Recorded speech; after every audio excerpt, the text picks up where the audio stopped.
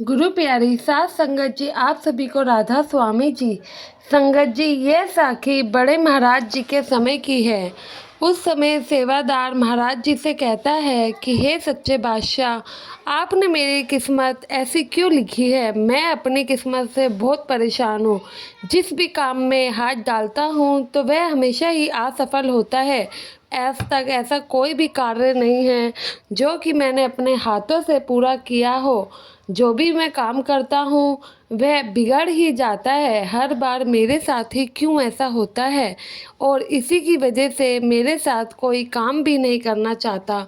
मैं रोज़ाना मालिक की भजन बंदगी भी करता हूँ, उनके आगे इतनी विनती भी करता हूँ कि वह मुझ पर दया मेहर करें और मेरे साथ जो भी हो अच्छा हो। लेकिन मेरे साथ हर बारी ऐसा होता है, मुझे हर काम में ही असफलता मिली है। तो उनकी ये बात सुनकर सद्गुरु बड़े ही प्यार से समझाते हैं कि भाई, मालिक अपने भक्तों का कभी बुरा नहीं करते हैं, वो तो सबके साथ अच्छा ही करते हैं। लेकिन हम ही है जो उनके किए गए हर काम को ऐसा कहते हैं कि उन्होंने ये अच्छा नहीं किया तो ये नहीं किया। उनके हर काम में जो भी वह कार्य करते हैं उनमें कोई ना कोई राज जरूर छुपा होता है। हमारी बुद्धि उसे समझ नहीं पाती, और उसे समझने के लिए मालिक की दया मेहर चाहिए होती है। जिस पर उसकी मेहर होगी केवल वो ही इस राज को समझ पाएगा कि आखिर ये काम क्यों हुआ था। यहाँ पर बाबा जी उसे बड़े ही प्यार से समझाते हैं और उन्हें एक साखी सुनाते हैं। वे कहते हैं कि एक गांव में एक फ़कीर रहता था, और वह जिस गांव में वो रहता था उस गांव में पशुओं को पालने का उस समय रिवाज था। किसी ने अपने घर की रखवाली के लिए कुत्ता पाल रखा था, और किसी ने अपने खेतों में काम करने के लिए बैलों को रख रखा था। तो इस तरह उस गांव में सभी लोगों के पास किसी न किसी जानवर को अपने काम करवाने के लिए रख रखा था। तो फ़कीर उस गांव में रहता था, वो हमेशा ही मालिक की रज़ा में राज़ी रहता था और उनकी भजन बंदगी करता था। एक दिन उस गांव के सभी कुत्ते मर जाते हैं, और जब यह बात गांव वालों को पता लगी तो वे भागे भागे उस फ़कीर के पास जाते हैं और कहते हैं कि बाबा, हमारे गांव के सभी कुत्ते मर गए हैं। हमें लग रहा है कि कोई बीमारी फैल गई है जिस वजह से गांव के सभी कुत्ते मर रहे हैं, और यह बीमारी हम इंसानों में भी ना फैल जाए। यह बात सुनकर फ़कीर कहते हैं, कोई बात नहीं, इसमें ऊपर वाले की ही कुछ ना कुछ मर्जी होगी, तुम लोग चिंता मत करो। और दूसरे दिन उस गांव के दूसरे अन्य जानवर भी मर जाते हैं, जैसे कि बैल मर जाते हैं, और दूसरे तीसरे दिन गांव के सभी मुर्गे मुर्गी मर जाते हैं। ऐसा ही 3 से 4 दिन चलता है। गांव में अब कोई जानवर नहीं बचता, और यह सब गांव वाले देख के और ही ज़्यादा परेशान होते हैं। ऐसा हुआ क्या जो हमारे गांव के सभी जानवर मर गए। तो यह जानकर वे बड़े परेशान होते हैं और बाबा के पास जाकर बताते हैं। पहले तो गांव के सभी कुत्ते मर गए, उसके बाद बाकी पशुओं की मौत होने लगी, और किसी के बैल मर रहे हैं तो किसी के मुर्गे मुर्गियाँ। ये हमेशा गहरी ही चिंता वाली बात है।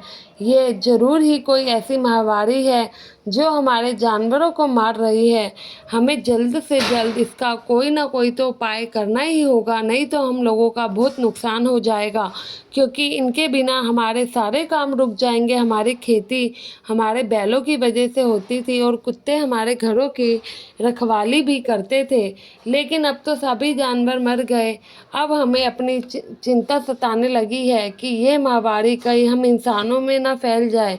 तो कृपया बाबा हमें इसका उपाय बताएं, अब हम क्या करें। तो उनकी ये सारी बात सुनकर फ़कीर कहता है कि तुम लोग ज़्यादा ही चिंता कर रहे हो, इसमें चिंता वाली कोई भी बात नहीं है। यह सब मालिक की ही मर्जी से हुआ है। जो सृष्टि रचता है, सृष्टि को चला रहा है, क्या उसको इस बारे में नहीं पता। उसे हमारी परवाह नहीं है, वो सब जानता है। ये जो भी हो रहा है उसकी कोई ना कोई मर्जी ज़रूर होगी। तुम लोग ज़्यादा ही चिंता कर रहे हो। हम लोगों को ज़्यादा चिंता नहीं करनी है और मालिक पर सब कुछ छोड़ दो। क्योंकि जो होता है उसकी दया मेहर उसकी रज़ामंदी से होता है। हम तो केवल उनकी कठपुतलियाँ हैं जो कि उनके इशारों पर नाचती है। तो उस फ़कीर की ये बातें सुनकर गांव वाले गुस्सा हो जाते हैं और कहते हैं कि जब भी हम इस फ़कीर के पास आते हैं ये कोई उपाय नहीं बताता है, ना हमारी मदद करता है, बल्कि मालिक के ऊपर ही सब कुछ टाल देता है और कहता है कि जो हो रहा है उनकी मर्ज़ी से ही हो रहा है। जबकि ऐसा कैसे हो सकता है, सभी जानवर एक साथ कैसे मर गए और हमारा इतना नुकसान हो गया, हम करें भी तो क्या करें? एक एक करके सभी जानवर लाएंगे तो और भी ज़्यादा नुकसान हो जाएगा और वह दोबारा मर गए, क्या ही गारंटी है। और गांव वाले काफ़ी नाराज़ होते हैं। इसके बाद कुछ दिनों के बाद रात के समय उस गांव में डाका पड़ जाता है। डाकू लूट मार करते करते उस गांव में भी आ जाते हैं। रात का समय होता है तो जब वे दूसरे गांव से लूट मार करके गांव में आते हैं तो देखते हैं कि पूरा का पूरा गांव वीरान पड़ा है। यहाँ पर कोई हलचल ही नहीं हो रही। गांव में ना कोई कुत्ता दिखाई दे रहा है, ना कोई बैल दिखाई दे रहा है। तो ये सब देखकर जो वह डाकू थे, डाकुओं का सरदार होता है, तो वह कहता है कि ये गांव तो वीरान है, यहाँ पर कोई नहीं रहता है। चलो इस वीरान गांव से हमें क्या ही मिलेगा, लगता है यहाँ पे कोई रहता ही नहीं है, चलो आगे बढ़ते हैं, किसी दूसरे गांव में जाकर लूट मार करेंगे। तो वह डाकू इस गांव को छोड़कर चले जाते हैं। और जब सुबह होती है तो गांव वालों को इस बात की खबर लगती है कि डाकू आए थे जो कि दूसरे गांव से लूटमार करते हुए हमारे गांव में भी लूटमार करने ही आए थे, लेकिन हमारा पूरा का पूरा गांव वीरान पड़ा हुआ था क्योंकि किसी के घर में कोई पालतू जानवर ही नहीं था।